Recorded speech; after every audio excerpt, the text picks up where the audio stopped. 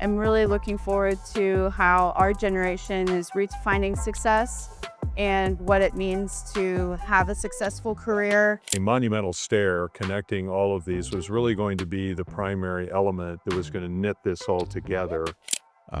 With being a modern building, they have to be flexible, and we provided a variety of different elements within the building, whether that's movable furniture, operable partitions. So we took these limestone openings and sort of framed these large vertical windows with a curtain wall down into the concrete to act as anchors for the lighting. So when they put the lighting in, they actually have a long tube that they screw down into it that they attach the light to.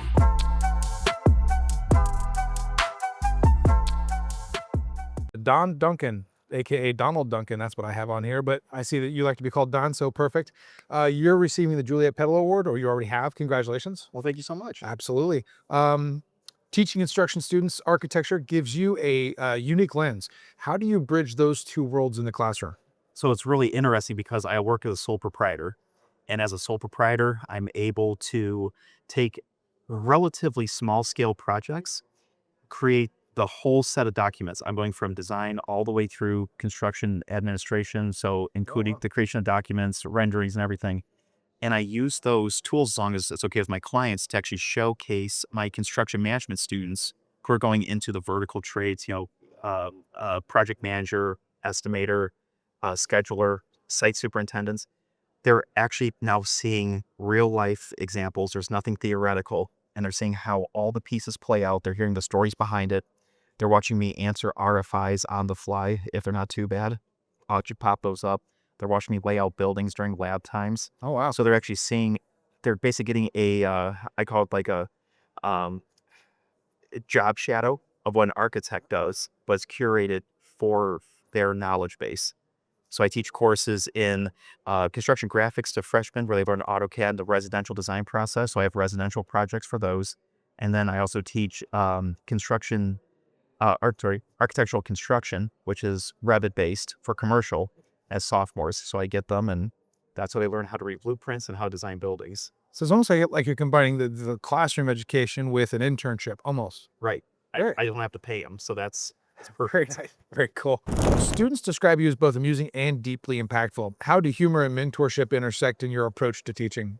So if I am serious to them the whole time, one that's not my persona, but I would lose them. They have attention spans of about 20, 30 minutes. So unless I interject things into it, whether it be a joke, a little fun story, a ridiculous slide, something like that, I'm going to lose them. So basically it works out really well that I want to interject bits and pieces while still getting the main point across to them, and realize that maybe not all professionals are professional all the time. Sure. Yeah. So it kind of works out really nice. So you get a lot of good feedback about it. And I think that if I just keep them engaged, I can take them well past that 20, 30 minutes and give them the hour and a half long lectures that I actually need to get my point across.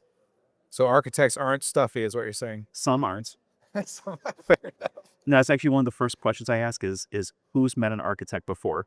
And there's always, because they're construction-based students, so a lot of them have already worked by the time I get to them, even as freshmen. And they raise up their hand. I said, explain them, because they don't know I am one yet.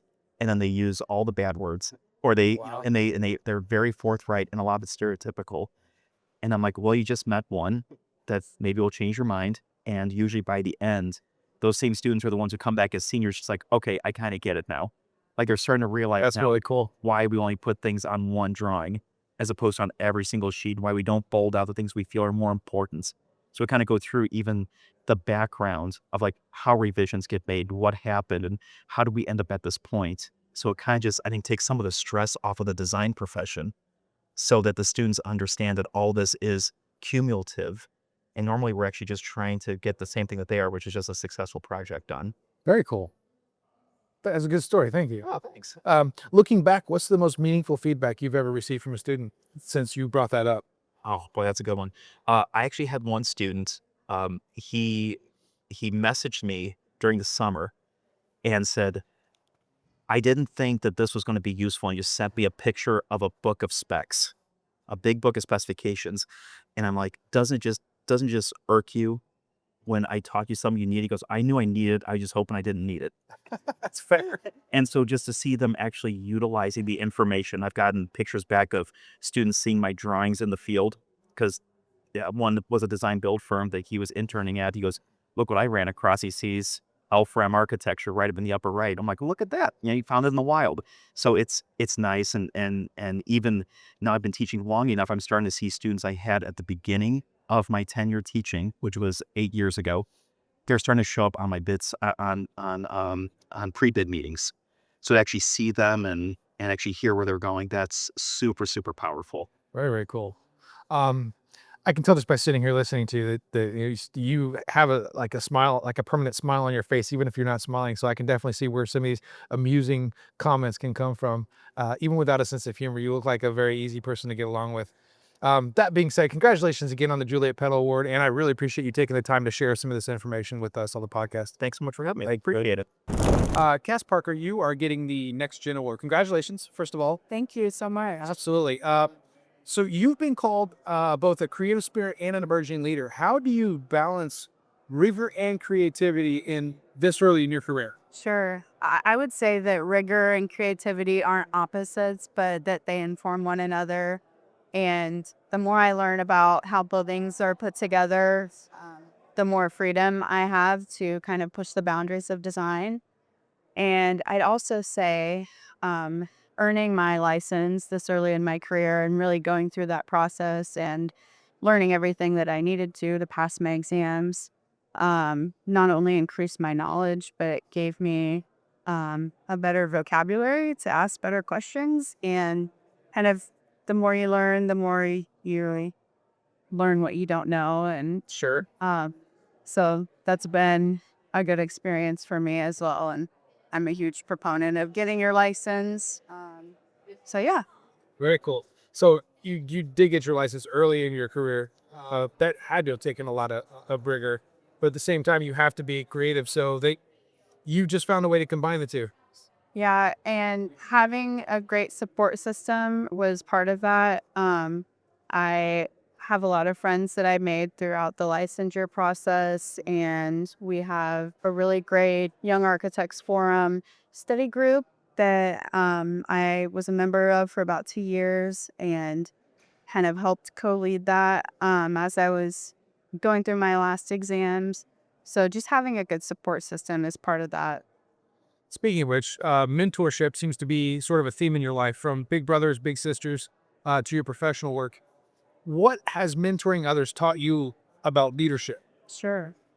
I would say that I have had so many incredible mentors who have really shaped not only the trajectory of my career, but have also given me a lot of constructive feedback and helped me grow personally. And I had the realization recently that I am now at a point where I can kind of pay that forward and give back. And Big Brothers Big Sisters has been a huge avenue for that and really helped me develop my mentorship skills. I would say that My Little has taught me so much about leadership, and I'm really learning that being a leader isn't about having all the answers, but it's about learning together and learning how to ask the right questions. And recently, one example is we were talking and she said, Cass, why do bees hum? And I said, I don't know, like, do you want to look into that together? Maybe we can learn about how their wings work. And she was like, no, it's because they don't know the words. And I thought that was so funny, and it really taught me not to take myself so seriously. And I have just really thoroughly enjoyed being a mentor in that way. But also my position at Lancer Associates has given me another avenue to help me explore what being a mentor means for me. So when I joined about 2 years ago, Terry, our CEO, approached me and said that he had a vision for the Lancer Institute of Student Engagement and that he saw my passion for mentorship and wanted me to help him get that going. So Yeah, thank you. It's been great. So we collaborated on that idea and it turned into what we call Lancer Academy now. So we are really intentional about being serving as resources in the profession for our K-12 clients and really serving as a resource for the greater Indianapolis public schools and organizations serving public schools. So through that, I've had the opportunity to be involved in student interviews and career day, like talking to classrooms, working with students. And then we've also had students in our office for design charrettes. And a lot of these students have never met an architect before. And it's just really cool to see how setting a good example and being willing to put time into mentorship and how inspiring it is for the next generation. I look forward to seeing where that goes. We should maybe in a few years circle back on that and do like a full podcast to find out how that's evolved. I'd be interested. What excites you the most about the next chapter for architecture as the next generation begins to lead the field? Sure. I am really excited to see where we're going to go from here. I was recently asked to serve as a guest juror for the high school architecture camp, and I was blown away by the quality of the projects that the students were able to put together in just a week with no prior experience. Some of them were better than what I put together in school, and it's just really great to see the enthusiasm and the spirit that the younger generation brings to design. And I would also say I am really looking forward to how our generation is redefining success and what it means to have a successful career, and how that's not only related to the work that you do on projects, but also the community that you build and having good work-life balance and really embracing rest and being able to bring your full self to the profession. I am just really excited to see where that goes as well. Wasn't it you that said something about success doesn't have to mean burnout? Yeah, I am a huge proponent for rest, and that sometimes the biggest creative breakthroughs happen, when you leave your desk and go for a walk and maybe take a step back and look at it from a different perspective. So I wholeheartedly believe that, when you're in school, you get into like a really bad habit of pulling all-nighters and it's just not sustainable to have a healthy long career. So I think that as we move forward as a profession, I'm just excited to see how we're redefining what a healthy career looks like and where we'll go from here. Or it'll be interesting to see how that evolves. Congratulations again on getting the Next Gen Award. And thank you so much for taking the time to share your story with us. Thank you. Appreciate it. Thank you. Colin Drake, you are receiving an award for the Louisville Free Public Library, the Parkland Library. Congratulations, first of all. Thank you. Absolutely. Your design carefully balances old and new. How did you decide when to honor the historic character and when to introduce more contemporary components? This was an amazing opportunity to be a part of the legacy of the library in Louisville. When they first built the Carnegie libraries in Louisville, there were 9 that were built. And this is one of the most beautiful examples of that Carnegie Beaux-Arts aesthetic that ended up in so many different neighborhoods in Louisville. Unfortunately, this was one of the branches that was closed over its life. And so to be able to give this building back to the community that it served for decades was just amazing. The level of energy and passion from the community was just unmistakable. And they were very clear about being able to restore what they had. And so in addition to the fact that we are just really passionate about historic preservation in our office and about trying to sort of extract the very best qualities, celebrate the very best qualities of great architecture of any age, it was just this really wonderful opportunity to take the very forward-looking attitude that we had had with the libraries in several previous projects and marry it up to this amazing, it is truly an amazing old building that we were able to breathe life back into. And so it was really key for us to be able to find little details, little moments to celebrate. So you see out a window and all of a sudden you're getting a perfect view of a particular detail on the original building. Where we opened up walls, you actually get to see where the bricks were removed. You get to see the thickness of the walls. Even places where you used to be underground and we carved out a new basement to actually show a part of the foundation wall and celebrate that. So it was just like top to bottom, it was so such a petite project too, just in terms of its scale, that we really could think about every square inch of that building and sort of breathe life into it, being inspired by the materiality and the qualities, the spatial qualities, the colors, the lighting, that were what made that original building so beautiful. You sound very passionate about historic preservation. Absolutely. I can relate to that. The jury praised the humility and care in your approach, ensuring that the original library remained the landmark. Can you walk us through a key design decision where restraint paid off? Well, we didn't have a choice, was part of it. It's a very small piece of property. And so the reality was we really only had one place that we could put an addition. And the prompt for our proposal was purely just to add an elevator to this library, because it had never been, nobody in a wheelchair had ever been on the main library floor in the 100-year history of this building. And so such a simple prompt led us to think about the reality of the basement in the original building is down half a floor and the main floor is up half a floor. And so there's literally lack of accessibility to both levels. And so all of a sudden it becomes this really interesting challenge of the parking lot is at this third level beside the building. Can we actually find a way to reconcile all these different levels in a way that also makes space along the way? And so we ended up with this essentially organizing concept of the elevator being sort of the hub of all of the connectivity. Naturally, that's what an elevator does fundamentally, but even though the building is only 25 feet tall, the elevator has 4 stops. And so it opens on front and back on both levels, because essentially you've got the original 2 levels that are off a half level from grade, and then you've got the new 2 levels which are at grade, and then the teen space that we put right above the entry that we barely squeezed in, because back to the historic preservation, we were really interested in not messing with any of the original details. So the original eaves of the building were all sort of painstakingly restored and repainted. And then we ever so slightly tucked the new building in under the old.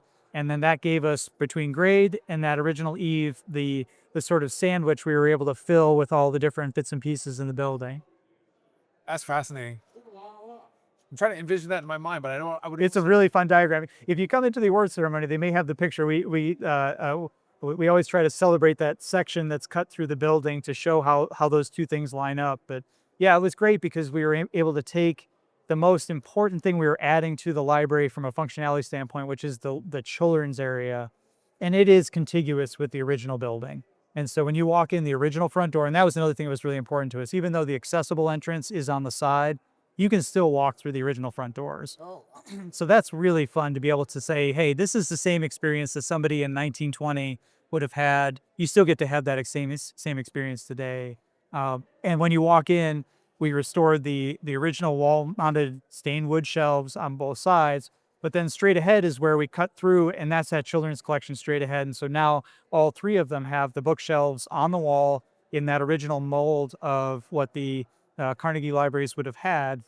But when you walk into that space, it is decidedly a contemporary space. We have this big picture window that looks at this beautiful old tree across the street. You've got these staircases that lead you up and down. You've obviously got the elevator, which wouldn't have been a thing that would have been there in 1900 whatever when it opened.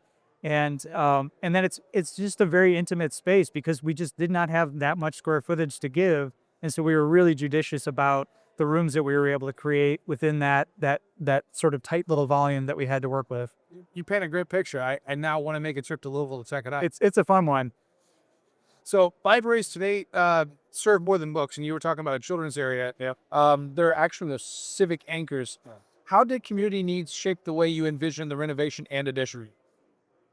We took a lot of input, was the big thing. I mean, the library's always listening to their patrons. I mean, I would say more than just about any public service, they're engaging with their patrons on a daily basis. And so they get feedback, sometimes whether they like it or not, but certainly on this one, there was so much civic energy behind this project. I've never had a more just the positive energy at the groundbreaking, at the grand opening was just so emotionally resonant. There were people that came back from, they moved south or they moved to Tennessee, people coming back talking about, oh, this is my library that I grew up with, and to see it come back with such a thing. So we heard loud and clear some of the things that they needed.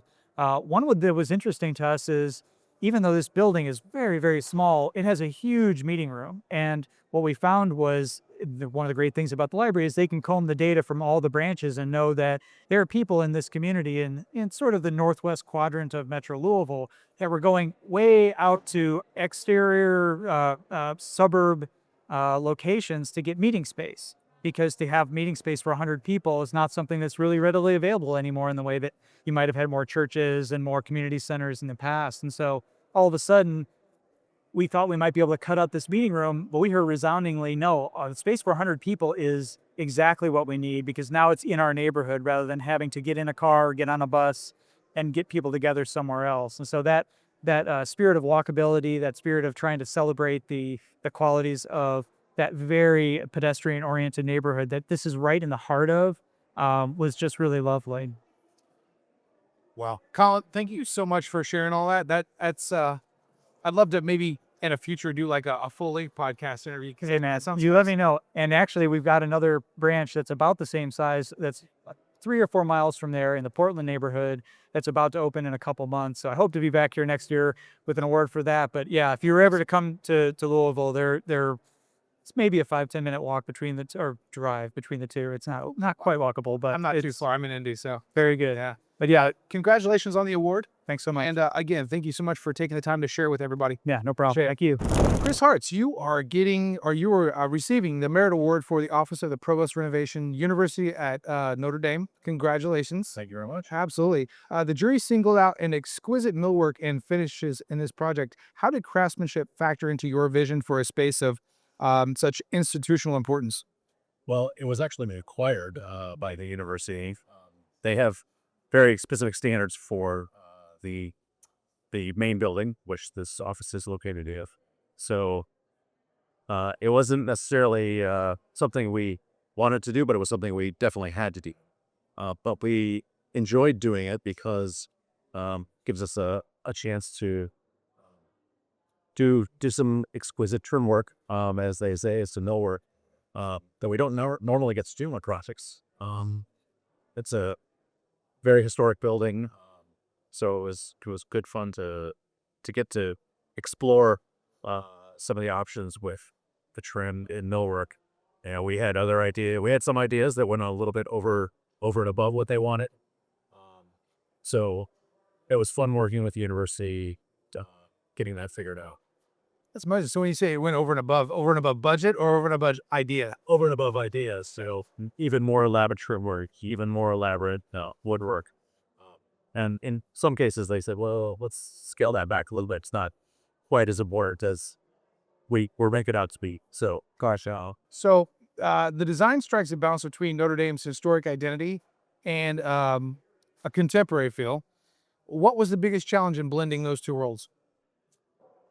Probably the biggest challenge in blending those two roles in the historic feel and the identity is really the provost wanting the space to be open and welcoming to all of the visitors and guests. While they want it to be opening and welcoming, they also needed it to be kind of private in certain areas. And so we spent a lot of time looking at where we can have acoustic separation, where we can have vision panels, where we can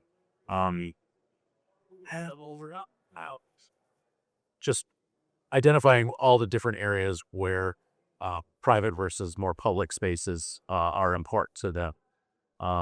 We ended up using a lot of acoustical braided glass in the project because we wanted to, again, make it feel more open for visitors, but we also had these great 12-foot windows on the perimeter for the offices, but it didn't necessarily in the past to the previous before the renovation didn't get into the center of the space.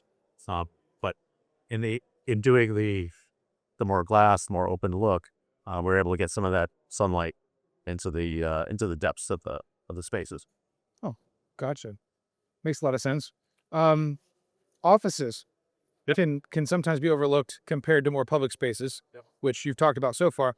How did you ensure this renovation reflects the gravitas of its users while still feeling inviting and functional?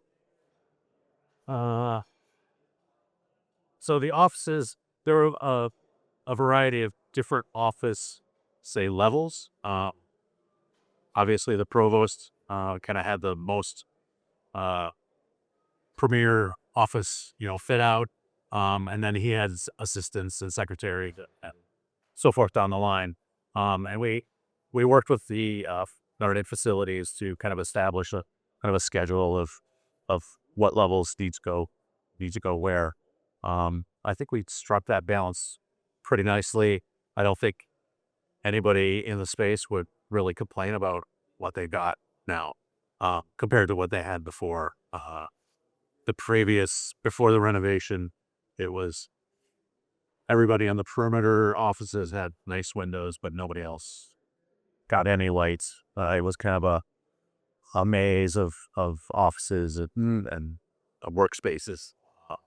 So we were able to kind of open that up and make it feel better for everybody, all of the office. Very cool. So, Notre Dame's a pretty prestigious institution. Is this your first time working for them? No, we've been working with Notre Dame for probably 15, 20 years now, and we've actually worked specifically with a couple of the end users at the provost's office when they were assigned in different locations. So it was good to get back and work with those individuals again. So the renovations you did with this space, do they reflect renovations you've done on any other spaces you've worked with? They're similar but obviously the main building has a much stricter list of requirements. It has to have these specific finishes, whereas in some of the other spaces we were given a little more freedom. But I think, they knew that we could figure out a creative way to finish the spaces off. Or When you were designing this, did you have any idea you'd be getting an award for it? No. No?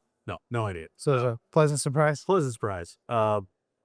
It was one of those, once it got done and we saw the photos, we were like, this might be worth submitting. It's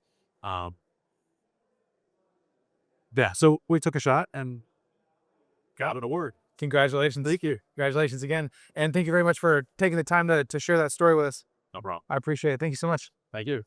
Bill Brown, you have received the honor award for Commission Row. Congratulations, first of all. Thank you. Absolutely. It was described as a collection of sophisticated spaces that still feel connected and cohesive. What was the key design move that tied all those diverse finishes and atmospheres together? Well, the thing that was interesting about the project is that, it's a two-story building with a lower level, so it's effectively a three-level building. And we recognized that we were going to have this speakeasy in the lower level. We're going to have a restaurant on the first floor, and then we wanted to have a part of the restaurant on the second floor for outdoor dining, and we wanted to have an event space.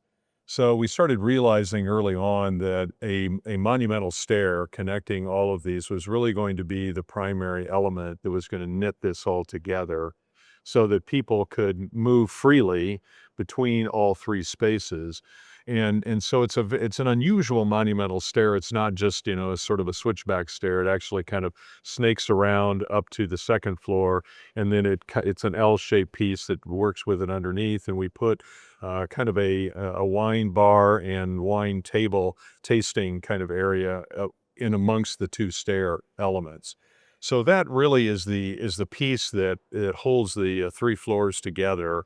And then ultimately, from a design standpoint, obviously all the materiality and finishes and lighting and so forth obviously holds it together from an aesthetic standpoint, but that really is the functional piece that allowed the building to sort of hold together.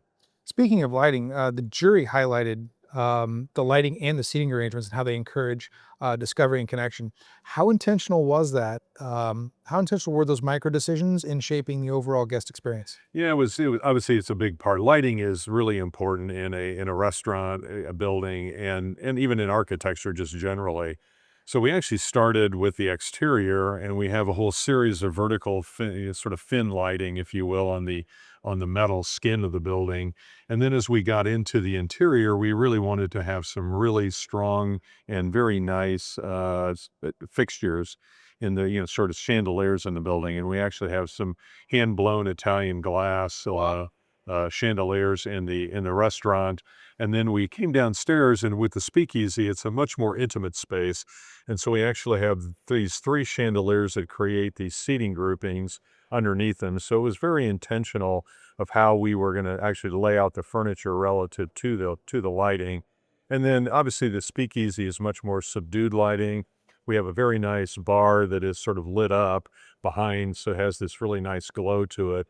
And then the restaurant itself has a lot of daylight, during dusk, and then it goes to night, and the chandeliers, sort of pop out. And then in the event space, we actually have a wood ceiling with a light system, a decorative light system up there as well. So lighting was really a very important consideration as a part of the design. So this project turned a once forgotten corner into a new urban landmark. What does it mean for you to see design transform not just interiors, but the daily rhythm, the daily rhythm of downtown Indianapolis? Yeah, anytime we have an opportunity to do an important piece of architecture, we're obviously very excited about that, and we try to make sure that we're fitting into the overall context of the place. We recognize at the same time we were doing our project, Gainbridge Fieldhouse was in the process of doing their renovation and creating the bicentennial, the Morris Plaza now, as it's identified, and we wanted to make sure that our building had a front on the plaza, and all the excitement and energy is there, and then also have a front on Delaware Street. So we sited the building in a way that it was going to fit next to the historic building to the north, and obviously the big Gainbridge building to the south. So we were trying to, find the right materiality. We used the same color metal that's on the Gainbridge Fieldhouse, similar kind of patterning. And then we used brick, similar to the historic building, but not the same color, trying to be a little more contrasting, but trying to make sure that the scale of this building was similar heighted, even though it was a 2-story building, to the 4-story building of the historic building next door. So it was very much an important piece for this now developing sports district for Gainbridge. The owner of the Pacers, Herb Simon, and the Simon family have been purchasing more ground. We're now in the throes of doing a hotel and there's a concert venue with that. And then the Fever have a new practice facility that's catty corner across the street. So this is really becoming very much a sports district around Gainbridge. And this building needed to fit in and still have, some high energy to it. We worked very closely with the Cunningham Group, Mike Cunningham, who is well-known restaurateur in Indianapolis. Yeah. And Mike wanted to create a seafood steak kind of restaurant and then have this really cool speakeasy and an event space that holds 300 people that he can rent out and so forth. So it was really a wonderful collaboration, and with the Pacers and Simon Properties, and as well as with Mike and the Cunningham Group. Gotcha. I'm sort of familiar with your career a bit. Your leadership has spanned decades and countless landmark projects. Thank you. Looking at Commission Row, where do you see your own design philosophy most clearly reflected in that finished space? Yeah, I think as much as anything, I've always wanted to make sure that we're doing contextual architecture that that creates a place in a community, whether that's Indianapolis or the other communities that we work in. We really want to try to create not only destinations for our clients, but really try to make sure that the space around our buildings is also very pedestrian oriented and very, community based. So, I mean, this is very much it's a smaller scale building with, versus some of the projects that we're involved with. But with each one, we try to give the same kind of attention relative to its impact on the community, its impact on the neighborhood. And this is really filling in sort of a missing tooth that was, this historic building was kind of standing on its own. this site was empty, and really we had the opportunity to sort of fill it in. And now with those two buildings in Cambridge, the Delaware streetscape is really complete, and we now have this frontage that also completes the plaza behind.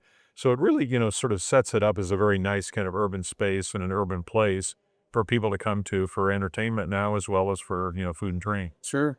So as someone who has championed design's role in shaping Indianapolis, Right. how does this project specifically fit into your broader vision of the city's future?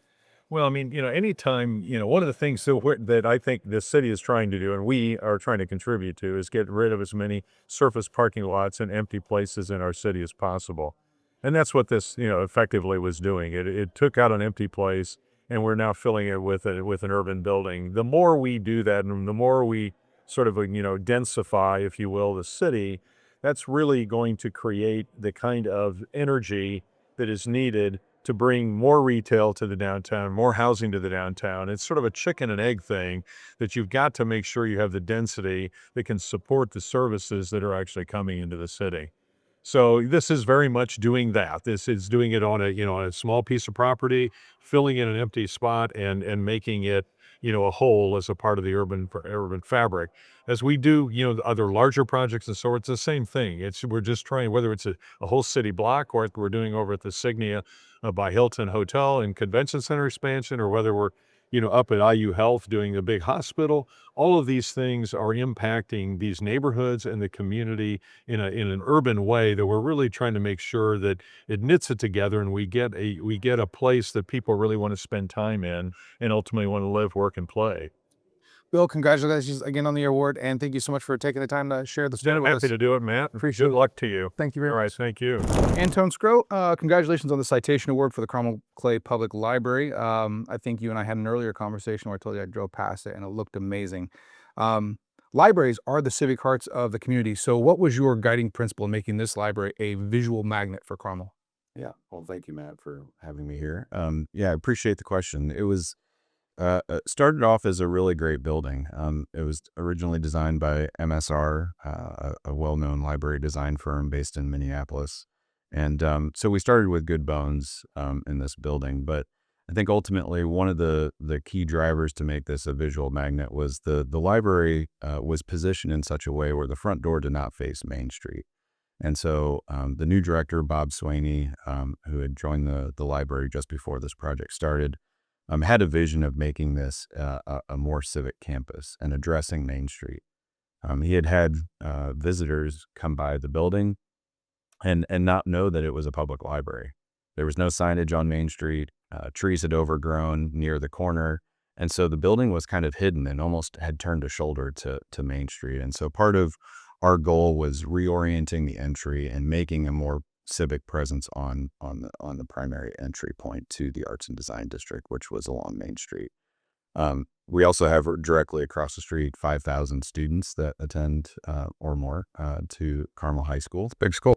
And so students, flock to this area. There's lots of residential areas to the south and to the east. And so it definitely does create this bookend to the Arts and Design District that really wanted to have some sort of civic element at the corner. And so we really talked about transparency, openness. It had a lot of great materials to work with in terms of its palette. And so as we started to think about how to energize and activate Main Street, we thought about the program and what elements within the building made sense to be put towards the front. And so we shifted the cafe to be on Main Street near the north entrance. We also brought in the Digital Media Lab, which is a great maker space that includes podcasting, high-end computers, 3D printers, even a video and audio recording area, and put that on the corner. That was something that had used to be outside of the library in a separate storefront on Main Street.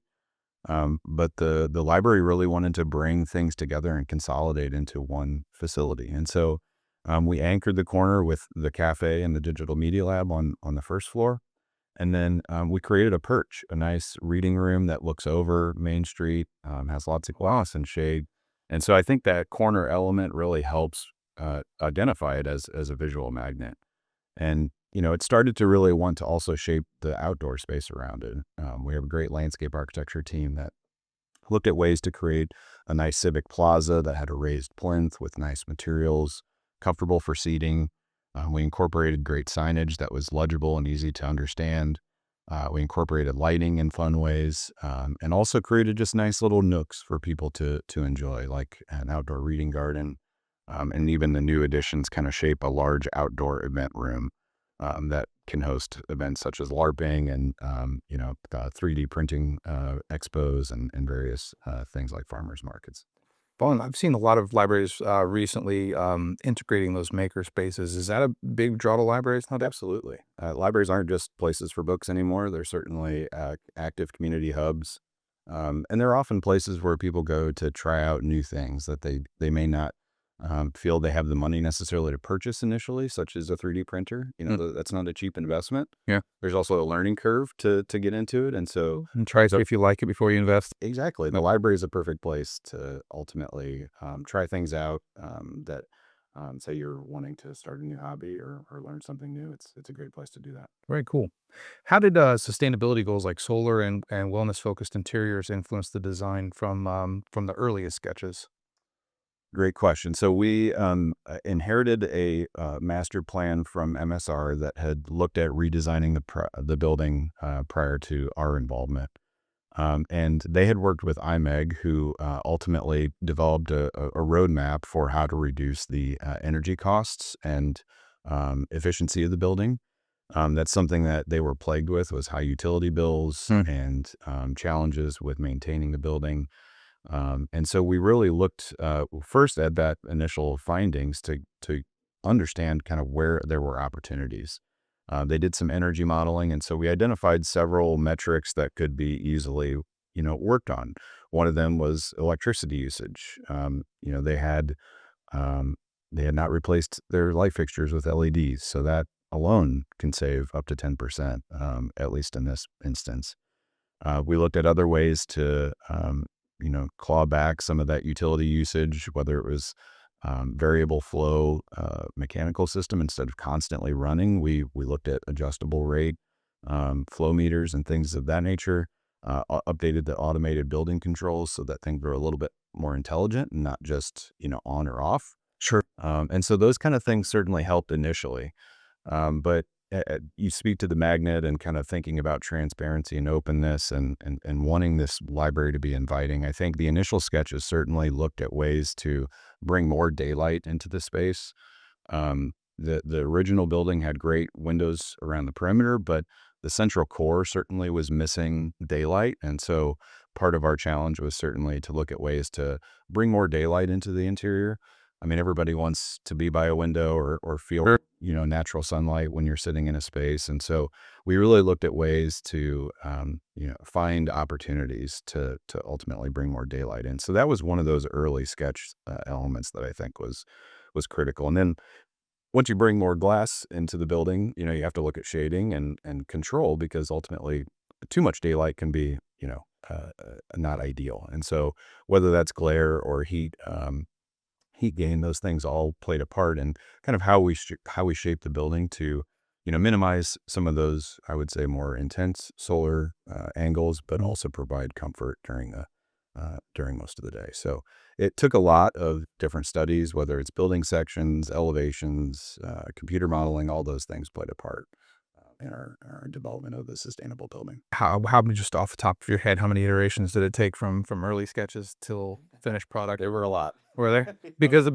the studies that you had to keep changing, or? For sure. Yeah. I mean, we use energy modeling software to help us understand some of those aspects like glare and heat gain.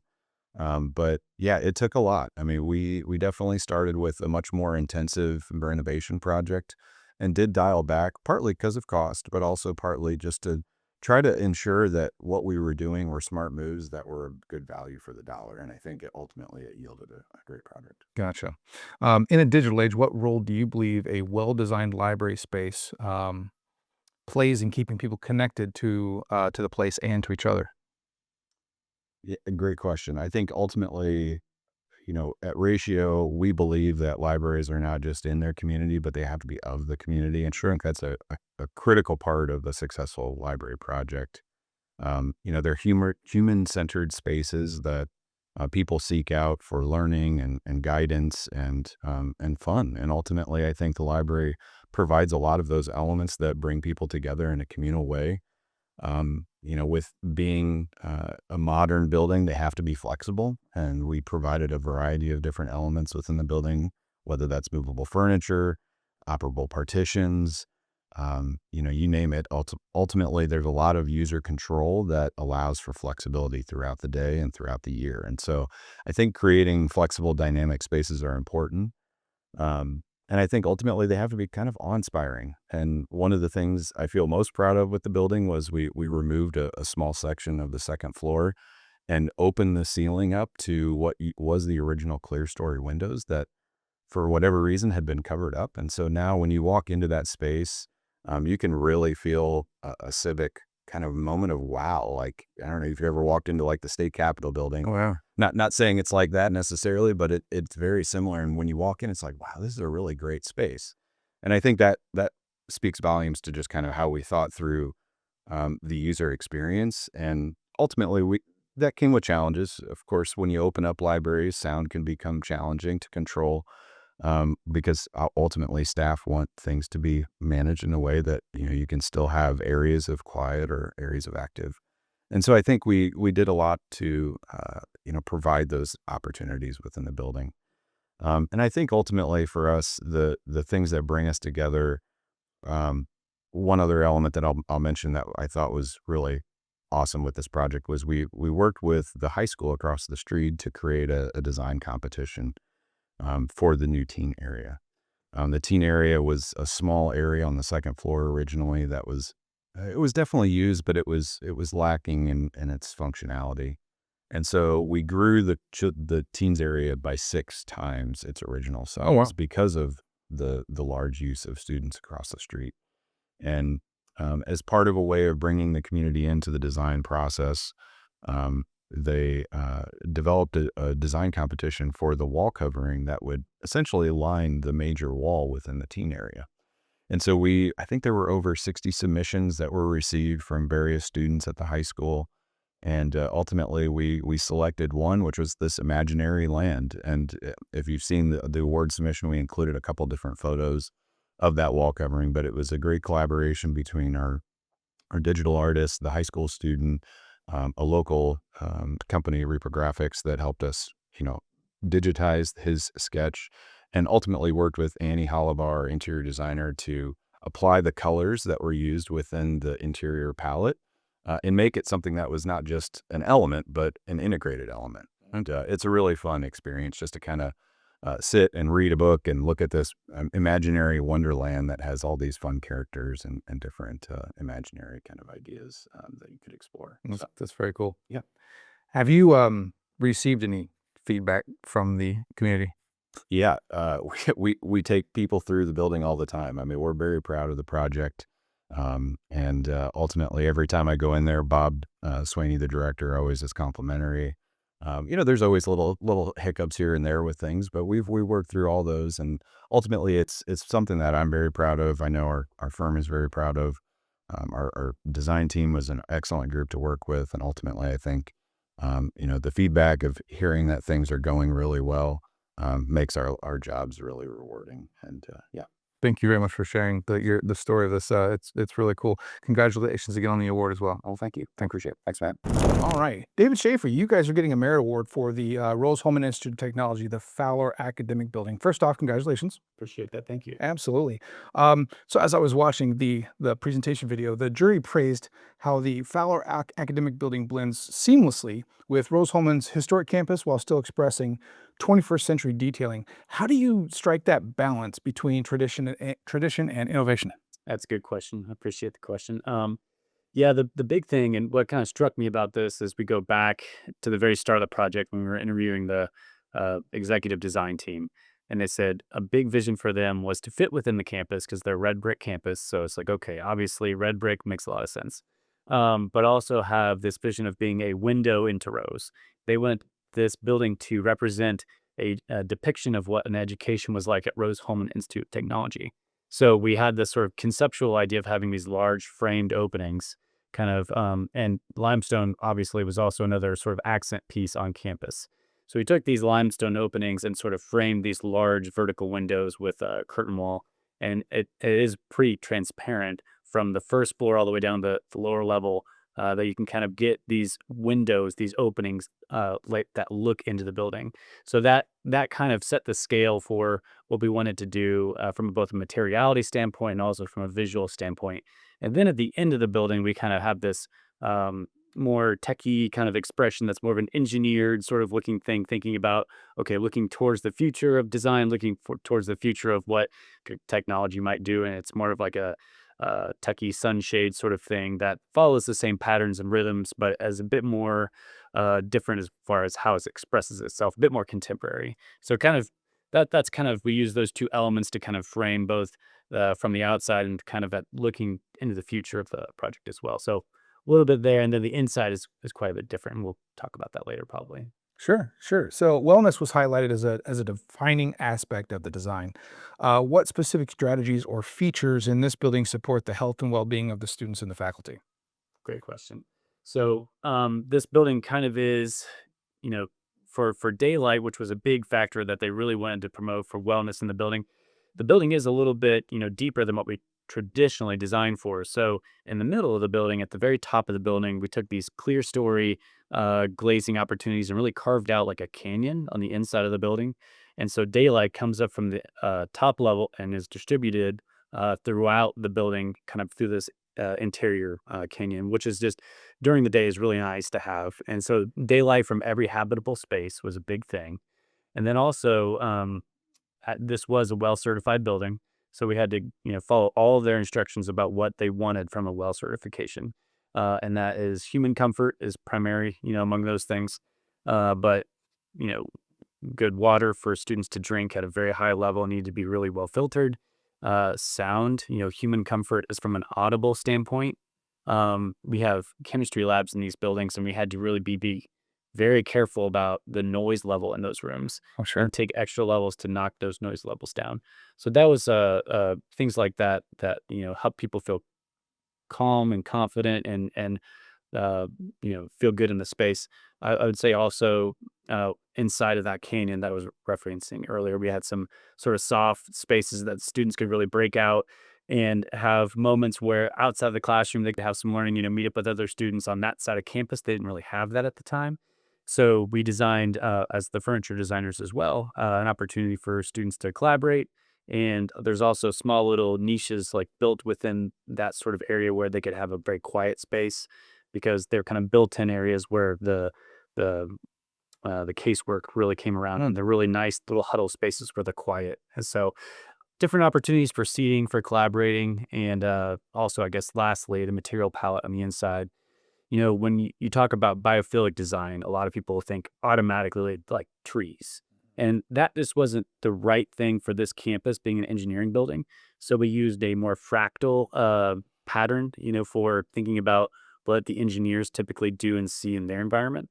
So we used these fractals and explored that, and all the patterns on the inside sort of also lent itself to, wellness and feeling good inside the space. So that was just a few strategies about how we played that up and how we focused on those things in the design. That sounds really cool. I'd be interested. Have you heard of any feedback from the end users? Yeah, it gets a lot of use in those spaces, those soft seating spaces.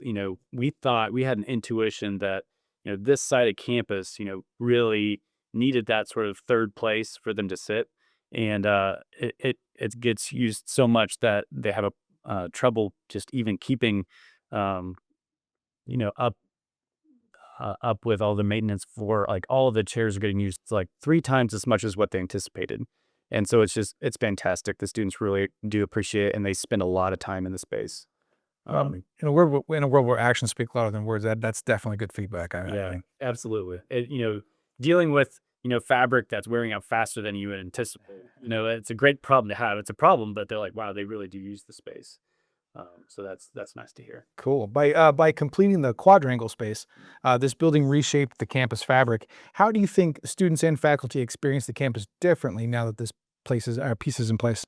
That's a good question. So this building really sort of formed a loop between the existing Munch Hall and Myers Tech. And so those were at different elevations, built at very different times.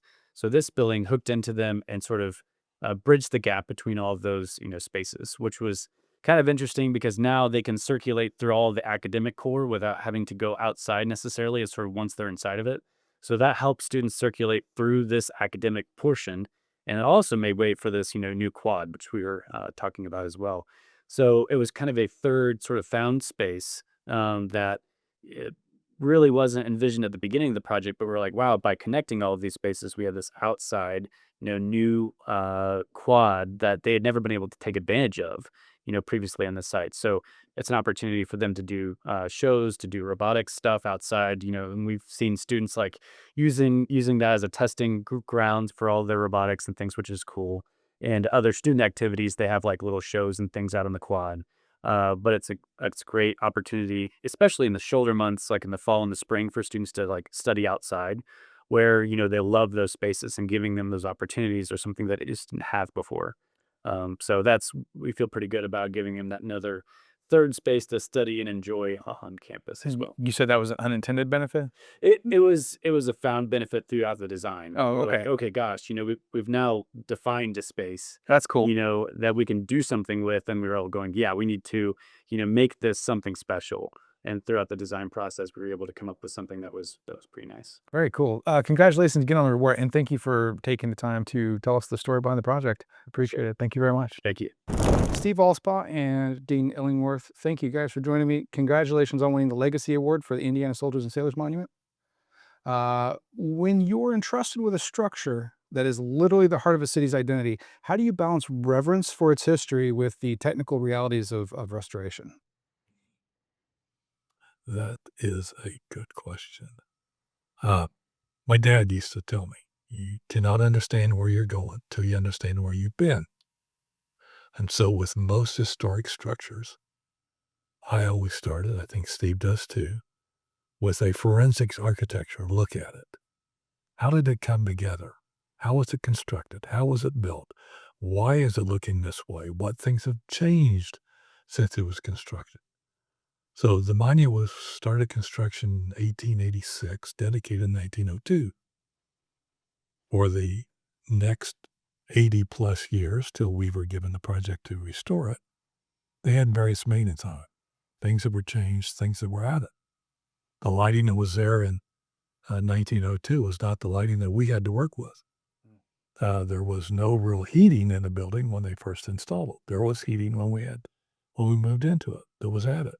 So it was understanding those elements, and then understanding what the owner needs and the structure needs to move forward, so that it can continue the life that it's had and serve the people the way it has.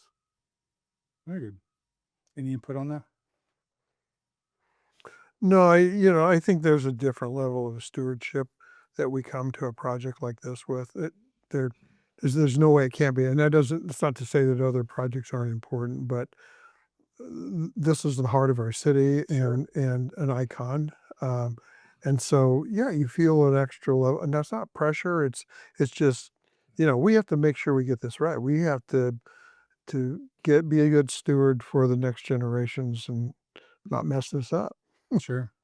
The restoration of the monument spanned decades, as I understand. What part of that process stands out to you the most as the most defining or the most challenging of the project? There are several parts in my mind. Things like the bronze exterior elements that were deteriorating, the limestone that over the years had deteriorated and was actually losing parts. There was bronze pieces missing. I mentioned the lighting earlier. We needed to figure out how to light it with today's, or at that time, 40 years ago, lighting elements, how it should be lit, illuminated differently, how it would impact the city with its illumination. The Christmas lights that we put on it every year, they didn't go on till Ed Pierre says in the 50s or 60s? Yeah, late Did- 40s, okay. 50s through the 50s is when they started putting them on. But they but they anchored into the old limestone. And you could see in the limestone steps a hole here where it was anchored and pulled out. Then they put another anchor in there.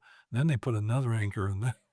And just tweaking everything. Yeah. And then also the way it was constructed originally, the steps going up to the monument was limestone step on limestone step on limestone step. And those relied on a piece of caulking to keep the water out. Water had gone in there. The steel structure that's supporting those steps, you could literally go in and break a piece off. Really? Yeah. So there was a number of things that we looked at as part of that were challenging, that were defining aspects of the monument for what we ended up doing with it and the way it is today. Yeah, the resolution of the steps was a big thing because, the stone is really just an exterior surfacing in the situation now, because there's actually a concrete deck underneath that of the slope, and then the steps are now laid on top of that. So that concrete deck is what has a waterproof barrier underneath the stone, but they're not relying on the stone to keep the water out. It's the concrete deck and the membrane waterproof. Gotcha. And as that concrete structure that Steve talked about replaced the steel structure, and we actually put screw tubes down into the concrete to act as anchors for the lighting. So when they put the lighting in, they actually have a long tube that they screw down into it that they attach the light to. And so it's not damaging the stone the way it used to. The HVAC system, originally they used to have open fires in the basement of the monument to heat the building. Oh, wow. Really? Yeah, literally open fires. And on the upper steps, the snow and ice, because it was open to the elements, would freeze on the steps. They'd have to close it down at times. Since then, of course, they've enclosed the upper portion of the monument. Since then, they've gotten rid of the open barrels burning in the lower level. They had at some point put in a mechanical system with these big ductworks and stuff like that were in there when we took it over. What we did was create a new system of HVAC within the limestone portion of the monument. There are large volumes of space that were never filled up with stone. So this big open area inside the monument that we then took over and set the mechanical systems in there, and then run chiller pipes up to the upper level to heat and cool that level. We've got forced air and piping that goes down underneath the floor in the lower level. And it brings fresh air intake underneath the actual waterfall. There's a louver back in it. It brings fresh air into it. We had some pretty nice things like that we got to work with in finding resolution to those challenges. And to be clear, when he's talking about level, he's not talking about the observation level. There are actually levels within the area under the steps. So from my understanding, that used to be a museum. It is a museum. Yeah, it's a Civil War museum, if I remember. I think they moved all of that to the Indiana War Memorial building. That's correct. But back they had 38 or 40 regimental flags from the Civil War that were down there. Wow. Being damaged by the humidity level of the water coming into the basement. And now it has been redesigned as a museum. Museum and exhibitor came in there. That occurred in 97, I think. We worked with the museum. Yeah, 97, 98, something like that. Exhibitor, as we set that up, and we helped create the space. They brought the exhibits into the space. It's a very nice museum. If you've not been there, I'd encourage people to go. I've been under there, but I mean after they removed everything and moved it to the War Memorial building. So I kind of saw it after the fact. Yeah, but go see the War Memorial and all the things, the treasure trove of stuff in there if you haven't. Oh, we actually created a tour of it a while back. Yeah, okay, good. Yeah, so I've seen all of it. It's pretty cool. Yeah, Neat. Stuart Goodwin was a great docent there, and that's actually how I got to see the underneath of the circle monument. Yeah, it's because they took me down there, and I was doing some recording down there and stuff like that. Sure. And then of course there's a level up above, the observation deck. Yep. And just below that is the level where the elevator goes to. So you've got the basement, you've got the first level, which you walk up to outside. You've got the elevator level, then you have the observation level. And then the gift shop somewhere. Yeah, of course, going to have that. For future generations of Indianapolis residents, what story do you hope this monument continues to tell about the city and its people? I thought about that, and I have a 11-year-old and 15-year-old granddaughter, and I asked them, what does that monument mean? We've talked about it a few times and so forth. And they both came back, and the first word they said was freedom. And then the next word they said was death and returning home. And then we talked more about it, and it came down to, in our conversation, the fact that the people of Indiana at that point in the Civil War went off to serve others by helping them become free. And that then that monument was built to honor the everyday soldier. It wasn't to honor the battles. It wasn't to honor the generals. It was to honor the citizen soldier that served them. Indiana had the second highest proportion of people serving in the Civil War based upon the state population of any of the states. And when they came home, then they brought that feeling home of camaraderie, of helping other people and so forth. And they wanted to share this exhibit to how they helped the country. So the statue on top is known as Miss Victory, and Dean came back from trips learning about different things, like he was talking earlier with New York and what they learned from the Statue of Liberty restoration, and also from the trips over to St. Louis. But one interesting fact about Lady Victory is she faces a certain direction for a very good reason. Do you know which direction she faces? I'm going to guess south. She faces south. Do you know why she faces south? That something to do with the Civil War? That's where the battlefields were. So it represents that connection to the battles in the South. Very cool. I didn't know that. Thanks for that. So if as long as that restoration took in as much effort as you put into it, traveling to New York, traveling to St. Louis, are there any stories that few people know about that whole project? Any kind of story, personal story, Any any kind of story, good story. Actually, one story was when we went to New York, they were working on the Statue of Liberty, and we met with the designers and people working on the Liberty. We went out to Liberty Island, and where they were doing the work, and actually got to see the flame of Miss Liberty. They constructed a new one in the warehouse. And there was two Frenchmen putting it together. Really? As representative, and French, it was logical that they would do that, so they did it together. So they'd put a piece of metal up, and they'd one on the inside and one on the outside, pounding the little rivet together. I went up and talked to him and so forth, and the guy on the outside said, "You want to go in?" I'd say, "Sure, yeah." You literally got down on your hands and knees and crawled, because it was up off the floor a little bit. Crawled underneath it. I stood up inside, and the guy inside, and we were talking just a little bit, and he goes, "Other than Jacques or whatever the guy's name outside and me, you're the first person inside the torch." Wow. I thought that was pretty cool. That is really cool. That's really cool. One of the things that I enjoy about what I do is being able to explore buildings and seeing things that most other people don't. So yeah, that would be a real trip for me. That'd be awesome. The another aspect of the Army, Navy, Date, Astragal are all bronze medals. They're put together with pieces, and you put a spike through, and you bend it, and you hold the pieces together, and then pigeons swoop on it and glue it together. And it's so when they were taking them apart, the eagles on the north and south side have a wingspan that's probably 15 foot long. And there's a joint here. So here's the eagle body and the wing and so forth. They had this wing strapped on, and they went in and took all the pieces out and started to lift it out. And they couldn't lift it. It wouldn't come free. So they sent somebody back in again to make sure all the pieces were round.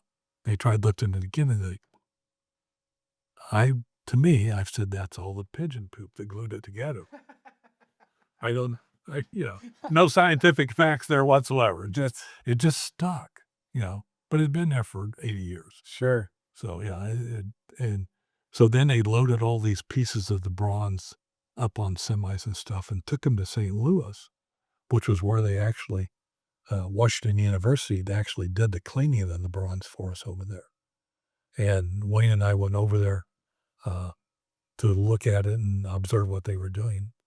They had this little room that they were putting the pieces in, and somebody was dressed up in this diver's gear, including the old hat, very heavy outfit and stuff. And Wayne goes, "Can I do that?" And they said, "Sure." So you may, I don't know if I remember that. but they got him all dressed up. He lumbered in there with that, and he's in there going, "Okay, give me another piece." And he's just going on and on and on, cleaning it up and stuff. It's just some neat experience that you get to have, whether it's a monument or any of the other historic buildings that, I've had the honor of working with, and Steve has too, continues to have. It's just something that is innate in my heart when you do this, and the things that you learn with it. The limestone restoration work was fantastic. On the west side, the return home side, there's a guy sitting on a plow. His wife's reaching out like this. His son's coming home, putting his rifle down on the ground. The rifle's there. And the father's reaching out like this. His hand's kind of like this. Well, we went there first. His fingers were missing. Over the years, they broke off. Somebody took them home with them, whatever. And they were larger than my hand because it was a sculptured piece. So what we did was they cleaned the stone very gently. They cored a piece of stainless steel into the finger. And then they put a block of limestone on next to it and recarved that. Wow. And I watched them recarving that with dental tools. Wow.